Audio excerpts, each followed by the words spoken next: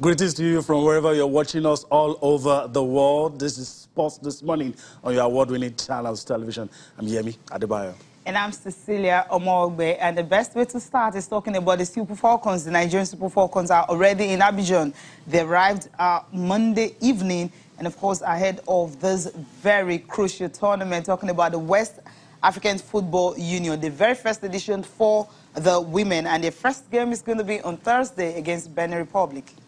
All right, let's travel abroad now. Let's go to Europe. The wait is over. Round of 16 begins in the UEFA Champions League. You're a lover of football. You want to see the best of football. There's no better place to be than to watch the UEFA Champions League round of 16. 2 matches to be played today and tomorrow. The feast of football starts. All right, we move on and go to Pyeongchang in South Korea and talk about day 5 action today. A lot going down right there at the Winter Olympics. A lot of incidents happening, but the organizers finding ways to manage it. And of course, the competition continues. It gets into day 5 today. We'll tell you much about the things going down right there in South Korea. Okay, but Cecilia, we're not going to start with the Winter Games. We'll start with the NBA. And as always, I'll allow you to do the honors. A lot of interesting matches played. Let's start with that. Okay, we'll start with the NBA results coming. About 6 matches decided over the night and early hours of this morning for the Pistons and Pelican Stars. That game, Anthony Davis and Nikolai Mitrotic and Drew Holiday were the guys who posted double-doubles for them to be able to beat the visiting New Orleans by 103 to 118. Talking about Pelicans and the Pistons, 103-118. 76ers and the Knicks, it was 108 and 82 for Dario Saric scoring 24 points and J.J. Redick added 18 points. And that's how Philadelphia were able to, beat the visiting New York Knicks by 108 and 92. Also, on the night, you had the game between the Nets and the Clippers. For the Nets, Lou Williams, of course, was the one who ensured that the Nets came there and went back without winning. He scored 20 points to lead the LA Clippers. Most of the players were actually, about 7 of their players were in double figures on the night to beat the Brooklyn Nets. A very dominant performance. 114, yeah. 101. Williams shot 8 of his 16 and posted his 35th game with at least 20 points. And DeAndre Jordan also added 16 points and 17 rebounds. And for the Brooklyn Nets, it wasn't a good one for them. They had 10th loss in 11 games, so that's not really too cool. The Bulls and, of course, the Orlando Magic, it was 105 and 101. The Chicago Bulls winning that one. And for the Jazz and the Spurs, well, you would say the Jazz are more like on the horizon now. They have the active winning streak right now in the NBA 10. That's what they are having right now. But Donovan Mitchell scoring 25 points, including a goal jumper with 39.2 seconds left. And that was how the Jazz were able to beat the San Antonio Spurs 101-99. That was really close. And the games between the Warriors and the Phoenix Suns, well, no surprise about that one. The Warriors just completely... Yeah, it's the definition of blowout. If you're looking for a blowout, I mean, you have to define what a blowout is. 46 points gap. Winning by that kind of margin.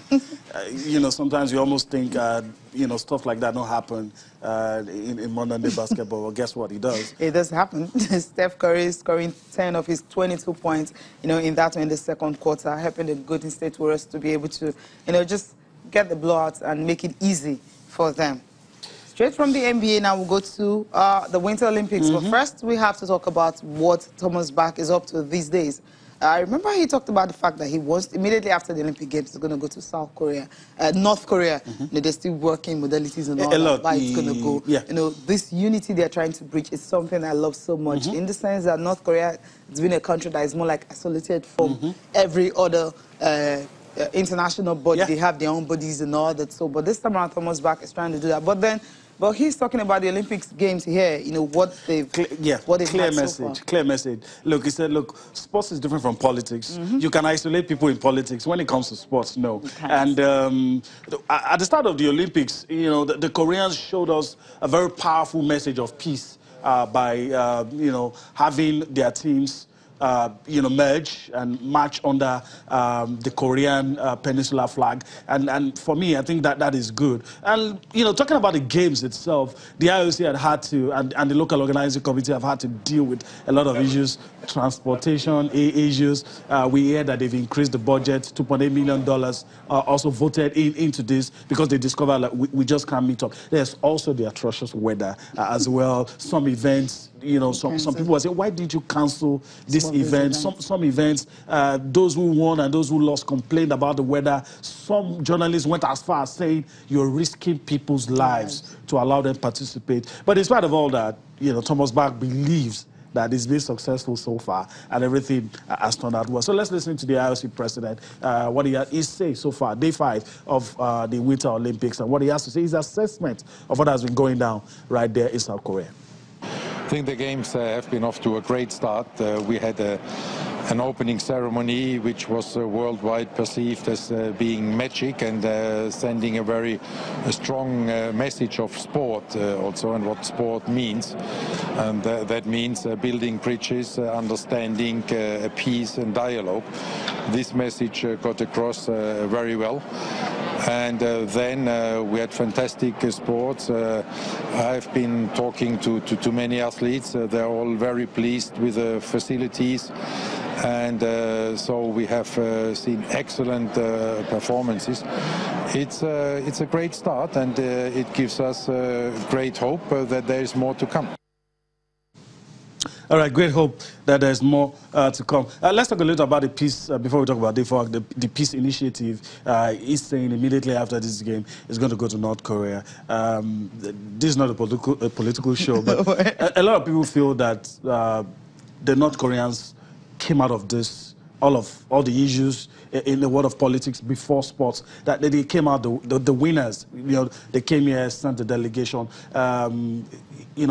They showed that they were eager to talk, although it may not be the stance of their government, but they came, a unified team. You had a Korean orchestra, came right to the middle of South Korea. They performed, a powerful delegation from the government. And this is hoping that after the Olympics, they will be able to sit down and talk. Let's see what sports can achieve. But you have to give credit to sports. That sector has been able to do what politicians have not been able to do. Sit down. You had a situation where the Vice President of the United States, Mike Pence, sat down somewhere. With the sister of the Korean leader, Moon Jae-in, the Korean. I mean, not too far away from each other, in a relaxed atmosphere, no tensions, no bickering, and sports was able to give us that. And it's taken a long time, all of these issues, but I'm just hoping that it will be able to be sorted out. And the Day for Action there, talking about